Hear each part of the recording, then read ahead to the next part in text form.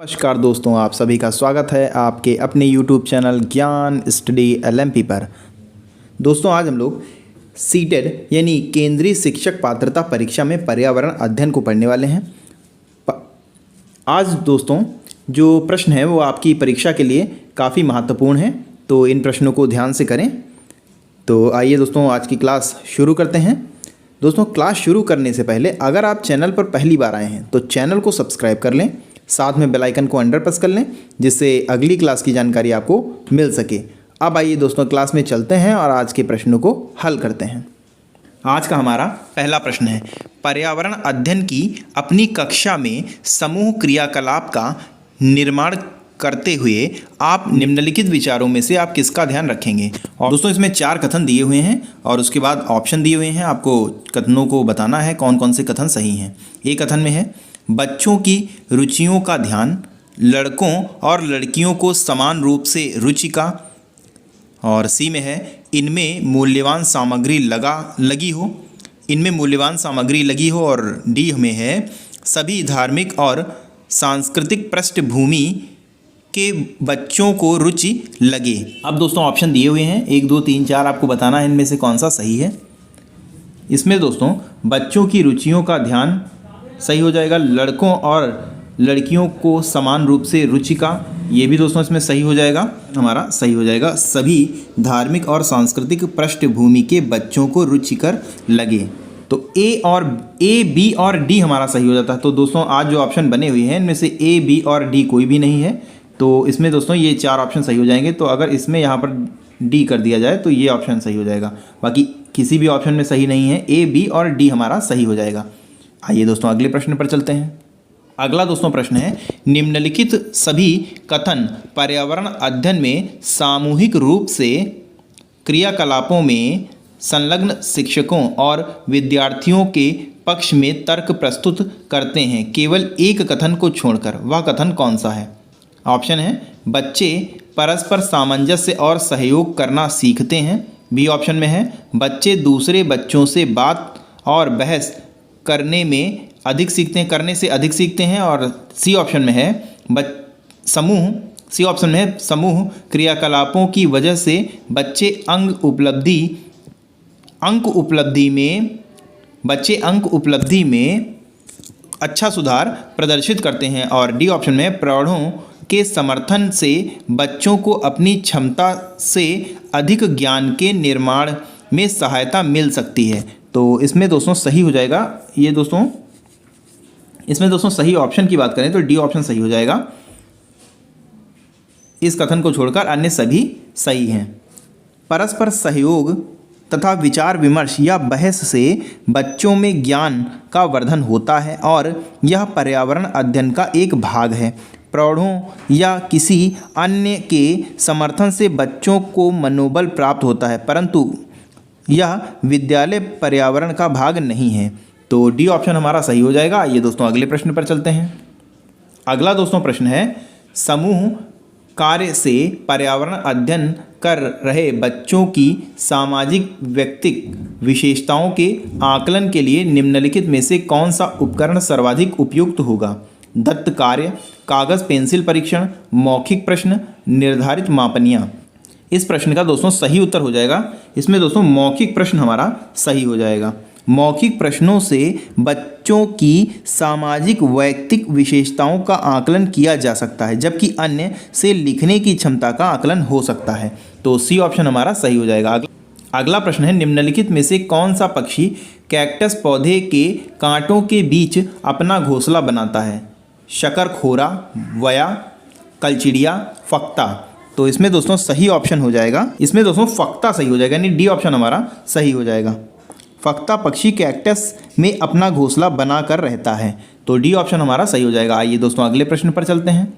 अगला दोस्तों प्रश्न है, नीचे पौधों के बारे में बच्चों के कुल सहजानुभूत विचार दिए गए हैं, इनमें से कौन सा वैज्ञानिक दृष्टि से ठीक है। ऑप्शन है, कुछ सब्जियां फल होती हैं। बी ऑप्शन में है, बीज किसी पौधे का हिस्सा नहीं होते। सी ऑप्शन में, गाजर और बंद गोभी पौधे नहीं हैं। और डी ऑप्शन में है, घाट पौधा नहीं है।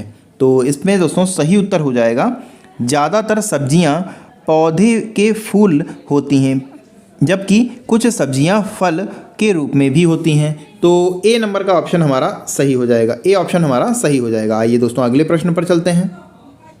अगला दोस्तों प्रश्न है, एक शिक्षक प्रत्येक बच्चे को अपने घरों की रद्दी सामग्री से कुछ उपयोगी वस्तु बनाने को कहता है। शिक्षक का शैक्षिक अभिप्राय नहीं है। ऑप्शन है आपके कूड़े से बनी श्रेष्ठ वस्तुओं की प्रदर्शनी आयोजित करना, बी ऑप्शन में कक्षा के श्रेष्ठ विद्यार्थियों के बारे में निर्णय करना, सी ऑप्शन में बच्चों में सृजनशीलता का विकास करना, और डी ऑप्शन में है बच्चों को पुनस्करण पुनः प्रयोग और रूपांतरण को समझने देना। तो इस प्रश्न का दोस्तों सही उत्तर हो जाएगा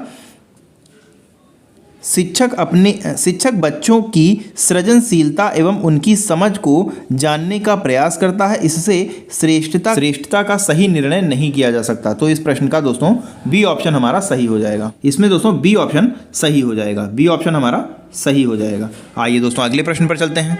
अगला दोस्तों प्रश्न है, पर्यावरण अध्ययन की पाठ्य पुस्तक में प्रयुक्त भाषा ए ऑप्शन में है परिभाषाओं पर बल देते हुए औपचारिक बनाई जानी चाहिए, बी ऑप्शन में है तकनीकी और औपचारिक होनी चाहिए, सी ऑप्शन में बच्चों की दिन प्रतिदिन की भाषा में संबंध होनी चाहिए, और डी ऑप्शन में रूखी और बच्चों के द्वारा समझने में कठिन होनी चाहिए। तो इसमें दोस्तों सही ऑप्शन हो जाएगा, इसमें दोस्तों सी ऑप्शन हमारा सही हो जाएगा। बच्चों की दिन प्रतिदिन की भाषा में से संबंधित होनी चाहिए।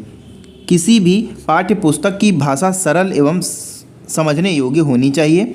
वैसे शब्दों का प्रयोग होना चाहिए जो दिन प्रतिदिन की भाषा से संबंध हो। तो सी ऑप्शन हमारा सही हो जाता है। आइए दोस्तों अगले प्रश्न पर चलते हैं। अगला दोस्तों प्रश्न है, एक शिक्षक अपने विद्यार्थियों को विभिन्न पशुओं से चित्र देता है और उन पशुओं पर रंग भरने को कहता है जो हमारे घरों में नहीं रहते हैं। इस क्रियाकलाप का उद्देश्य है सृजनात्मकता का विकास करना, अवलोकन का विकास करना, वर्गीकरण कौशल का विकास करना, डेटा संग्रह का विकास करना। अब दोस्तों उपयुक्त में से कौन से सही हैं? 4 कथन जो दोस्तों आए थे आपको बताना है इनमें से कौन कौन सही थे। ए, बी और सी दोस्तों इसमें सही है। ए सही है, बी सही है और सी सही है। तो 3 नंबर का ऑप्शन हमारा सही हो जाएगा। शिक्षक विद्यार्थी की सृजनात्मकता, अवलोकन एवं वर्गीकरण कौशल की क्षमता को जानने का प्रयास करेगा। इसे डेटा संग्रह नहीं कहा जा सकता। तो 3 नंबर का हमारा ऑप्शन सही हो जाता है। आइए दोस्तों अगले प्रश्न पर चलते हैं।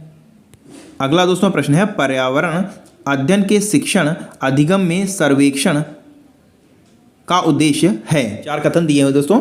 एक कथन में है समुदाय के साथ अन्योन्य क्रिया का अवसर प्रदान करना, बी में है बच्चों को विभिन्न लोगों के प्रति संवेदनशील बनाना, सी में है सूचना को प्रत्यक्ष प्राप्त करने का अवसर प्रदान करना, और डी में है आकलन के एक अवसर के रूप में इनका उपयोग करना।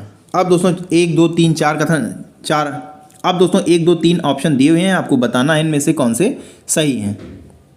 पर्यावरण अध्ययन के शिक्षण अधिगम में सर्वेक्षण के कई उद्देश्य होते हैं, जैसे बच्चों को विभिन्न लोगों के प्रति संवेदनशील बनाना, समुदाय के साथ अन्योन्य क्रिया का अवसर प्रदान करना और आकलन के एक अवसर के रूप में इनका उपयोग करना। तो इसमें दोस्तों चारों ही ऑप्शन सही हैं, तो 2 नंबर का ऑप्शन सही हो जाता है। आइए दोस्तों अगले प्रश्न पर चलते हैं। अगला दोस्तों प्रश्न है, नीचे दिए गए खाद्य पदार्थों के किस समूचे में लौह तत्व प्रचुर मात्रा में होते हैं? ऑप्शन ए में है आंवला पालक गुड़, बी में है आंवला पालक आलू, सी में है आंवला आलू टमाटर, और डी में है बंद गोभी भिंडी गुड़। तो इसमें दोस्तों सही उत्तर हो जाएगा आंवला पालक गुड़। ये दोस्तों ए ऑप्शन हमारा सही हो जाएगा। आंवला पालक और गुड़ लौह तत्व प्रचुर मात्रा में पाया जाता है। तो ए ऑप्शन हमारा सही हो जाएगा। अगला दोस्तों प्रश्न है, हमारे देश के लगभग सभी भागों में मिर्च का उपयोग भोजन पकाने के में किया जाता है। हमारे देश में मिर्च को लाने वाले आए थे उज्बेकिस्तान से, दक्षिण अमेरिका से, अफगानिस्तान से, ऑस्ट्रेलिया से। तो इस प्रश्न का दोस्तों सही उत्तर हो जाएगा दक्षिण अमेरिका से, यानी बी ऑप्शन हमारा सही हो जाएगा। मिर्च सबसे पहले मैक्सिको में उगाया जाता था, जो दक्षिण अमेरिकी देश है। बहुत सारे मिर्च उत्पादक कृषक विश्व के अन्य भागों में फैले हैं। इसी क्रम में 16वीं शताब्दी में पुर्तगालियों के द्वारा मिर्च भारत आई। तो बी ऑप्शन सही हो जाएगा। आइए दोस्तों अगले प्रश्न पर चलते हैं। अगला दोस्तों हमारा प्रश्न है, खट्टे दूध में पाया जाता है लैक्टिक अम्ल, साइट्रिक अम्ल, मैलिक अम्ल, टार्ट्रिक अम्ल। तो खट्टे दूध में लैक्टिक अम्ल पाया जाता है, तो ए ऑप्शन हमारा सही हो जाएगा। अगला प्रश्न है, भारत का सुंदरवन उदाहरण है ज्वारीय वन का, रूम सागरीय वन का, सदाबहार वन का, शीतोष्ण वन का। तो भारत का सुंदरवन ज्वारीय वनों का अच्छा उदाहरण है, तो ए ऑप्शन हमारा सही हो जाएगा। आइए दोस्तों अगले प्रश्न पर चलते हैं। अगला प्रश्न है, कच्छ का रण नेशनल पार्क कहाँ है? उत्तराखंड, केरल, गुजरात, उत्तर प्रदेश। तो कच्छ का रण गुजरात में स्थित है, तो सी ऑप्शन हमारा सही हो जाएगा। अगला प्रश्न है, विश्व जल संरक्षण दिवस किस तिथि को आयोजित किया जाता है? 22 मार्च, 24 अप्रैल, 16 सितंबर, 22 मई।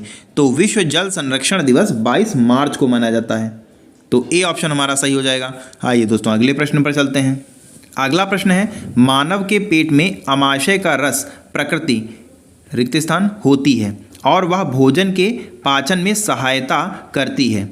ऑप्शन है उभयधर्मी, उदासीन, अम्लीय, क्षारीय। तो इस प्रश्न का दोस्तों सही उत्तर हो जाएगा, मानव के पेट में स्रावित होने वाले अमाशय रस की प्रकृति अम्लीय होती है। यह भोजन पकाने में सहायता करता है, साथ ही पेट में क्षारीयता को संतुलित करता है। तो इस प्रश्न का सही उत्तर हो जाएगा ऑप्शन सी, अम्लीय। अगला दोस्तों प्रश्न है, बाबा आमटे किस पर्यावरण आंदोलन से संबंधित हैं? चिपको आंदोलन, एपिको आंदोलन, नर्मदा बचाओ आंदोलन, ग्रीन बेल्ट आंदोलन। तो इसमें दोस्तों सही उत्तर हो जाएगा नर्मदा बचाओ आंदोलन, यानी सी ऑप्शन हमारा सही हो जाएगा। आइए दोस्तों अगले प्रश्न पर चलते हैं। सर्वप्रथम किस पर्यावरणविद के द्वारा पारिस्थितिकी तंत्र शब्द का प्रयोग किया गया? V.S. Swaminathan, doctor A.G. Tansley, Roentgen, Charles Darwin. तो इस प्रश्न का दोस्तों सही उत्तर हो जाएगा ऑप्शन बी दोस्तों सही हो जाएगा, डॉक्टर M.G. टांसले। आइए दोस्तों अगले प्रश्न पर चलते हैं। अगला दोस्तों प्रश्न है, मनुष्य के शरीर की सबसे बड़ी ग्रंथि है? अधिवक्ष ग्रंथि, पीयूष ग्रंथि, अग्न्यास, यकृत। तो इस प्रश्न का दोस्तों सही उत्तर हो जाएगा यकृत, यानी डी ऑप्शन हमारा सही हो जाएगा। मनुष्य के शरीर की सबसे बड़ी ग्रंथि यकृत होती है। अगला प्रश्न है, निम्नलिखित में से क्या ईवीएस के अधिगम में प्रक्रिया कौशल को चिन्हित करता है? वर्गीकरण, वर्णन, कथन, स्मरण। तो इस प्रश्न का दोस्तों सही उत्तर हो जाएगा वर्गीकरण, यानी ए ऑप्शन हमारा सही हो जाएगा। वर्गीकरण ईवीएस के अधिगम में प्रक्रिया कौशल को चिन्हित करता है। वर्गीकरण के माध्यम से किसी विषम को अनेक प्रतिरूपों में प्रदर्शित किया जा सकता है। इसमें विषयों का स्पष्टीकरण आसानी से समझा जा सकता है तथा जटिल तथ्यों को सरलीकरण किया जा सकता है। तो ए ऑप्शन हमारा सही हो जाएगा। तो दोस्तों आज के लिए बस इतना ही। कैसी लगी आज की क्लास कमेंट करके ज़रूर बताएं, और अगर आपको क्लास पसंद आई हो तो लाइक करें। और दोस्तों अगर अभी तक आपने चैनल को सब्सक्राइब नहीं किया है तो चैनल को सब्सक्राइब कर लें, साथ में बेल आइकन को अंडर प्रेस कर लें ताकि अगली क्लास की जानकारी आपको मिल सके। मिलते हैं दोस्तों अगली क्लास में, तब तक के लिए नमस्कार, जय हिंद, जय भारत।